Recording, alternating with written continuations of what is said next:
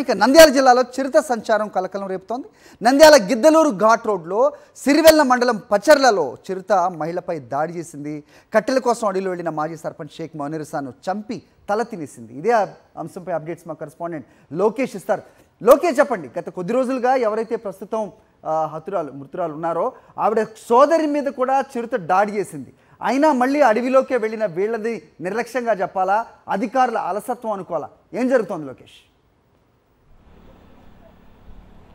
అరే, ముఖ్యంగా చూసుకున్నట్లయితే ఏదైతే నిన్న రాత్రి చిరుతపులి దాడిలో మృతి చెందిన మనిషి యొక్క బాడీని నంద్యాల ప్రభుత్వ ఆసుపత్రికి తరలించడం జరిగింది. అక్కడ పోస్ట్ మార్టం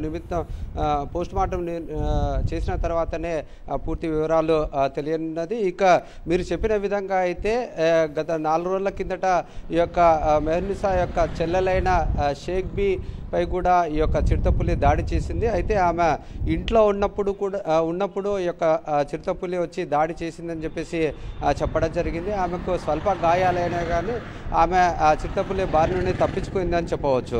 అయితే నిన్న ఉదయం కట్టెల కోసమని అటవీ ప్రాంతంలోకి వెళ్ళిన ఈ యొక్క మెహర్నిసాపై చిరుతపులి దాడి చేసిందని అక్కడున్న స్థానికులు చెప్పడం వల్లనే అటవీ అధికారులు ఆ చిరుతపులిని పట్టుకోవడానికి ప్రయత్నం అయితే చేస్తున్నారు.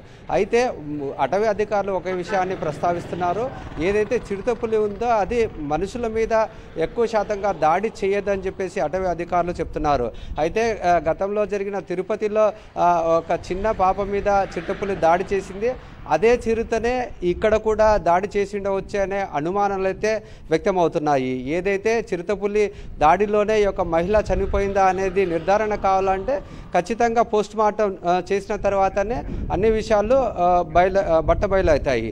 అయితే ఏదైతే షేక్ బీపై ఈ యొక్క చిరుతపులి 4 రోజుల కిందట దాడి చేసిందో ఆ సమయంలో అటవీ అధికారులు స్పందించి ఉంటే సరైన నిర్ణయం తీసుకొని ఆ యొక్క చిరుతపులిని పట్టుకోవడానికి ఏమైనా ప్రయత్నం చేసి ఉంటే ఈ యొక్క మృతి జరిగేది కాదని చెప్పేసి అక్కడున్న స్థానికులు కానీ మెహర్నిసా బంధువులు చెప్తున్న పరిస్థితి. మొత్తం మీద చూసుకున్నట్లయితే ఇది అటవీ ప్రాంతానికి చాలా దగ్గరగా ఉన్న గ్రామం కాబట్టి పచర్ల గ్రామంలో ఏదైనా అవసరం ఉంటే ఖచ్చితంగా అటవీలో వెళ్లాల్సిన పరిస్థితి అయితే కనపడుతుంది. ఈ నేపథ్యంలో ఇప్పుడున్న సిచ్యువేషన్లో 4 రోజుల కిందట షేక్ బీపై చిరుతపులి దాడి చేయడము, అంతేకాకుండా ఈరోజు చూసుకున్నట్లయితే మెహర్నిసా ఈ యొక్క చిరుతపులి దాడిలో మృతి చెందడంపై అక్కడున్న గ్రామస్తులంతా భయాందోళనకు గురవుతున్నారు. అటవీ అధికారులు సరైన సమయంలో స్పందించి ఉంటే ఇటువంటి దారుణమైన సంఘటన జరిగేది కాదని గ్రామస్తులు చెప్తున్నారు పరిస్థితి.